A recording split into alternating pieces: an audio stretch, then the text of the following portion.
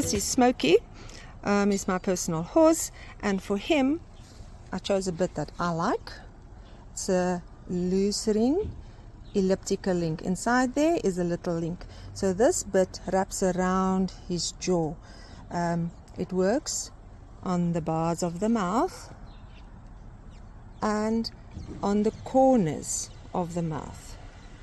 Because it's a loose ring, it's soft, it's movable. This moves, so that means that there's no pole action. So we don't have any action on the pole.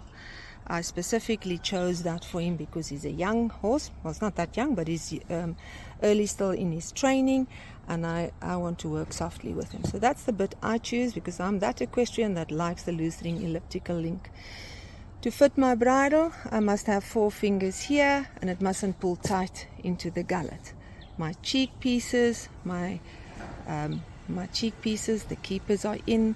I've got my noseband, the keepers are in. This is my noseband. My noseband is only literally for prettiness, and they must be able to fit 2 fingers in there. We don't want it too tight.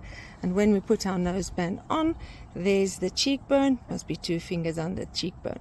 We also don't want it to pinch the ears. This mustn't be too short that it pulls that forward. So the brow band must be long enough so that it sits nicely and it doesn't pull the ears forward like that. It just sits there. Okay, so noseband, brow band fits correctly.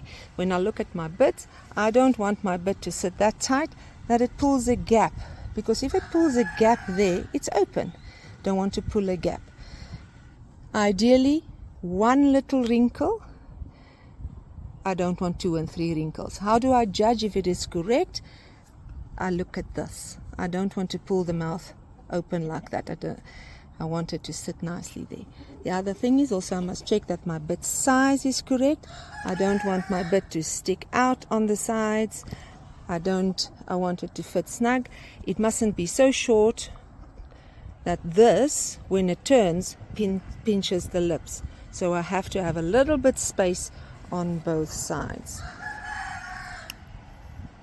There's my boy, and now we're going to ride.